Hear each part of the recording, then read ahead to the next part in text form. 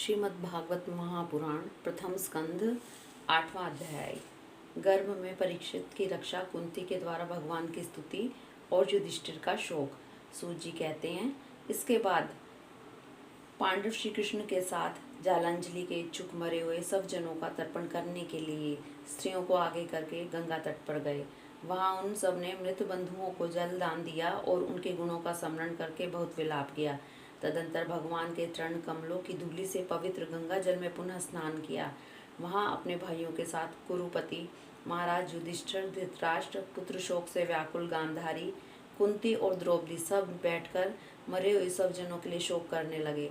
भगवान श्री कृष्ण ने धौम्य आदि मुनियों के साथ उनको सांत्वना दी और समझाया कि संसार के सभी प्राणी काल के अधीन हैं, मौत से कोई किसी को नहीं बचा सकता। इस प्रकार भगवान श्री कृष्ण ने अजात शत्रु महाराज युधिष्ठिर को उनका वह राज्य जो ध्रुतों ने छल से छीन लिया था वापस दिलाया, तथा द्रौपदी के केशों का स्पर्श करने से जिसकी आयु क्षीण हो गई थी उन दुष्ट राजाओं का वध कराया। साथ ही युधिष्ठिर के द्वारा उत्तम सामग्रियों से तथा पुरोहितों से 3 अश्वमेध यज्ञ कराए।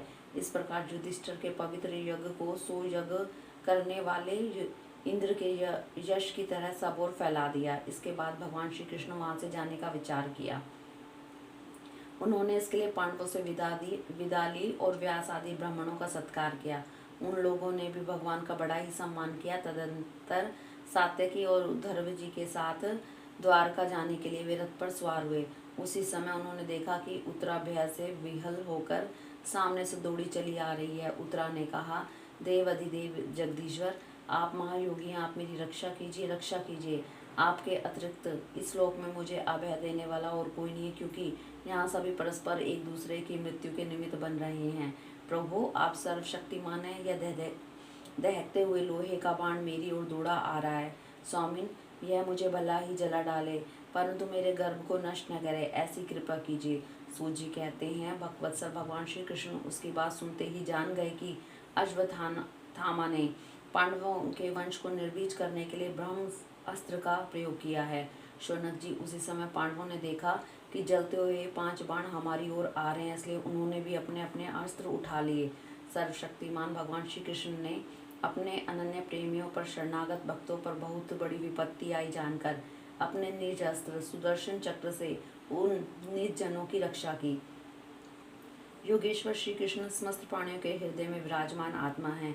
उन्होंने उत्तरा के गर्भ को पांडवों की वंश परंपरा चलाने के लिए अपनी माया की कवच से ढक दिया। शौनक जी, यद्यपि ब्रह्म अस्त्र अमोघ है और उसके निवारण का कोई उपाय भी नहीं है, फिर भी भगवान श्री कृष्ण के तेज के सामने आकर वह शांत हो गया।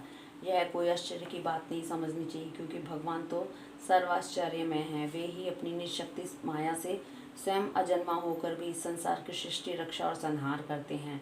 जब भगवान श्री कृष्ण जाने लगे तब ब्रह्मास्त्र की ज्वाला से मुक्त अपने पुत्रों के और द्रौपदी के साथ सती कुंती ने भगवान श्री कृष्ण की इस प्रकार स्तुति की।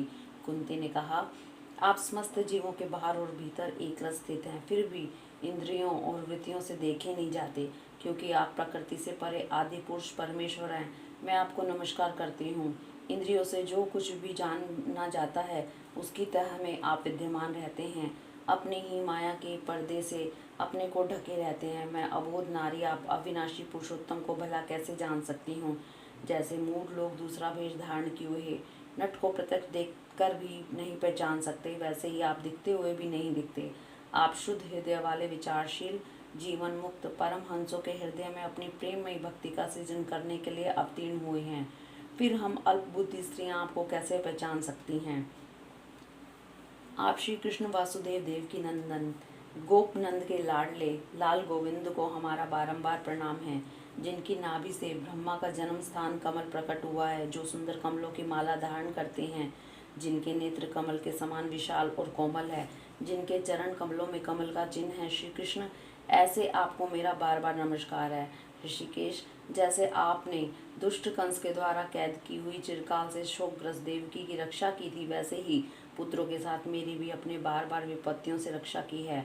आप ही हमारे स्वामी हैं, आप सर्वशक्तिमान हैं। श्री कृष्ण, कहाँ तक गिनाऊं विष से, लाक्षागृह की भयानक आग से, हिडिंबादी राक्षसों की दृष्टि से, दुष्टों की धुत सभा से, वनवास की विपत्तियों से और अनेक बार के युद्धों में अनेक महारथियों के शस्त्र अस्त्रों से और अभी अभी तक इस अश्वत्थामा के ब्रह्मास्त्र से भी आपने हमारी रक्षा की है। जगत गुरु, हमारे जीवन में सर्वदा पद पद पर विपत्तियां आती रहें, क्योंकि विपत्तियों में ही निश्चित रूप से आपके दर्शन हुआ करते हैं और आपके दर्शन हो जाने पर फिर जन्म मृत्यु के चक्कर में नहीं आना पड़ता। ऊंचे कुल में जन्म, ऐश्वर्य, विद्या और संपत्ति के कारण जिसका घमंड बढ़ रहा है, वह मनुष्य तो आपका नाम भी नहीं ले सकता, क्योंकि आप तो उन लोगों को दर्शन देते हैं जो अकिंचन हैं। आप निर्धनों के परम धन हैं। माया का प्रपंच आपको स्पर्श भी नहीं कर सकता। आप अपने आप में ही विहार करने वाले परम शांत स्वरूप हैं। आप ही केवल मोक्ष के अधिपति हैं। आपको मैं बार बार नमस्कार करती हूँ। मैं आपको आदि अनादि अनंत सर्वव्यापक सबके नियंता काल रूप परमेश्वर समझती हूँ। संसार के समस्त पदार्थ और प्राणी आपस में टकराकर विषमता के कारण परस्पर विरुद्ध हो रहे हैं, परंतु आप सब में समान रूप से विचर रहे हैं। भगवान, आप जब मनुष्यों की सी लीला करते हैं तब आप क्या करना चाहते हैं यह कोई नहीं जानता। आपका कोई ना कोई प्रिय है और ना ही अप्रिय है। आपके संबंध में लोगों की बुद्धि ही विषम हुआ करती है। आप विश्व के आत्मा हैं, विश्व रूप हैं। न आप जन्म लेते हैं और न कर्म ही करते हैं, फिर भी पशु पक्षी, मनुष्य, ऋषि, जलचर आदि में आप जन्म लेते हैं और उन योनियों के अनुरूप दिव्य कर्म भी करते हैं। यह आपकी लीला ही तो है। जब बचपन में आपने दूध की मटकी फोड़कर यशोदा मैया को रिझा दिया और उन्होंने आपको बांधने के लिए हाथ में रस्सी ली, तब आपकी आंखों में आंसू छलक आए थे। काजल का पोलों पर बह चला था, नेत्र चंचल हो रहे थे और भय की भावना से आपने अपने मुख को नीचे की ओर झुका लिया था। आपकी इस दशा का, लीला छवि का ध्यान करके मैं मोहित हो जाती हूँ। भला जिससे भय ही भय मानता है, उसकी यह दशा। आपने अजन्मा होकर भी जन्म क्यों लिया है, इसका कारण बतलाते हुए कोई कोई महापुरुष यूँ कहते हैं कि जैसे मलयाचल की कीर्ति का विस्तार करने के लिए उनमें चंदन प्रकट होता है, वैसे ही अपने प्रिय भक्त पुण्य श्लोक राजा जदू की कीर्ति का विस्तार करने के लिए ही आपने उनके वंश में अवतार ग्रहण किया है। दूसरे लोग यूँ कहते हैं कि वसुदेव और देवकी ने पूर्व जन्म में सुतपा और प्रश्नि के रूप में आपसे यही वरदान प्राप्त किया था, इसलिए आप अजन्मा होते हुए भी जगत के कल्याण और दैत्यों के नाश के लिए उनके पुत्र बने हैं। कुछ और लोग यूँ कहते हैं कि यह पृथ्वी दैत्यों के अत्यंत भार से समुद्र में डूबते हुए जहाज की तरह डगमगा रही थी, पीड़ित हो रही थी। तब ब्रह्मा की प्रार्थना से उसका भार उतारने के लिए ही आप स्वयं प्रकट हुए। कोई महापुरुष यूँ कहते हैं जो लोग इस संसार में अज्ञान, कामना और कर्मों के बंधन में जकड़े हुए पीड़ित हो रहे हैं, उन लोगों के लिए श्रवण और स्मरण करने योग्य लीला करने के विचार से ही आपने अवतार ग्रहण किया है। भक्तजन बार बार आपके चरित्र का श्रवण, गान, कीर्तन एवं स्मरण करके आनंदित होते रहते हैं। वे ही अविलंब आपके उस चरण कमल का दर्शन कर पाते हैं जो जन्म मृत्यु के प्रवाह को सदा के लिए रोक देता है। भक्त वांछा कल्पतरु प्रभु, क्या आप आपके आश्रित और संबंधी हम लोगों को छोड़कर जाना चाहते हैं? आप जानते हैं कि आपके चरण कमलों के अतिरिक्त हमें और किसी का सहारा नहीं है। पृथ्वी के राजाओं के तो हम यूं ही विरोधी हो गए हैं। जैसे जीव के बिना इंद्रियां शक्तिहीन हो जाती हैं, वैसे ही आपके दर्शन बिना यदुवंशियों और हमारे पुत्र पांडवों के नाम और रूप का अस्तित्व ही क्या रह जाता है। गदाधर, आपके विलक्षण चरण चिन्हों से चिन्हित यह कुरु जांगल देश की भूमि आज वैसी ही शोभायमान हो रही है जैसे आपके चले जाने के बाद न रहेगी। आपके दृष्टि के प्रभाव से ही यह देश पकी हुई फसल तथा लता वृक्षों से समृद्ध हो रहा है। ये वन, पर्वत, नदी और समुद्र भी आपको दृष्टि से ही वृद्धि को प्राप्त हो रहे हैं। आप विश्व के स्वामी हैं, विश्व के आत्मा और विश्व रूप हैं। यदुवंशी और पांडवों में मेरी ममता हो गई है। आप कृपा करके सब जनों के साथ जोड़े हुए स्नेह की दृढ़ फांसी को काट डाल लिए। श्री कृष्ण, जैसे गंगा के अखंड धारा समुद्र में गिरती रहती है, वैसे ही मेरी बुद्धि किसी दूसरी ओर न जाकर आप में ही निरंतर प्रेम करती रहे। श्री कृष्ण, अर्जुन के प्यारे सखा, यदुवंश शिरोमणि, आप पृथ्वी के भार रूप राजवेशधारी दैत्यों को जलाने के लिए अग्नि स्वरूप हैं। आपकी शक्ति अनंत है। गोविंद, आपका यह अवतार गो, ब्राह्मण और देवताओं का दुख मिटाने के लिए ही है। योगेश्वर, चराचर की गुरु भगवान, मैं आपको नमस्कार करती हूँ। सूत जी कहते हैं, इस प्रकार कुंती ने बड़े मधुर शब्दों में भगवान की अधिकांश लीलाओं का वर्णन किया। यह सब सुनकर भगवान श्री कृष्ण अपनी माया से उसे मोहित करते हुए से मंद मंद मुस्कुराने लगे। उन्होंने कुंती से कह दिया, अच्छा ठीक है, और रथ के स्थान से वे हस्तिनापुर लौट आए। वहाँ कुंती और सुभद्रा आदि देवियों से विदा लेकर जब वे जाने लगे, तब राजा युधिष्ठिर ने बड़े प्रेम से उन्हें रोक लिया। राजा युधिष्ठिर को अपने भाई बंधुओं के मारे जाने पर बड़ा शोक हो रहा था।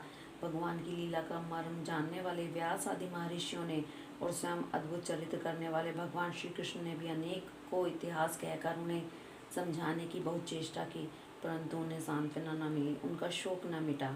शौनक आदि ऋषियों धर्मपुत्र राजा युधिष्ठिर को अपने सब जनों के वध से बड़ी चिंता हुई। वे अविवेक युक्त चित्त से स्नेह और मोह के वश में होकर कहने लगे, भला मुझ दुरात्मा के हृदय में बद्धमूल हुए इस अज्ञान को तो देखो।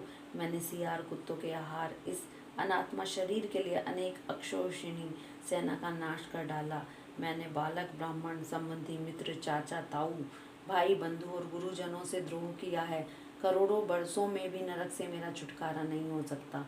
यद्यपि शास्त्र का वचन है कि राजा यदि प्रजा का पालन करने के लिए धर्म युद्ध में शत्रुओं को मारे तो उसे पाप नहीं लगता, फिर भी इससे मुझे संतोष नहीं होता। स्त्रियों के पति और भाई बंधुओं को मारने से उनका मेरे द्वारा जो अपराध हुआ है, उसका मैं गृहस्थोचित यज्ञ याग आदि के द्वारा मार्जन करने में भी समर्थ नहीं हूँ। जैसे कीचड़ से गंदला जल स्वच्छ नहीं किया जा सकता है, मदिरा से मदिरा की अपवित्रता नहीं मिटाई जा सकती, वैसे ही बहुत से हिंसा बाहु यज्ञों के द्वारा के एक भी प्राणी की हत्या का प्रायश्चित नहीं किया जा सकता। हरिओम तत्सत।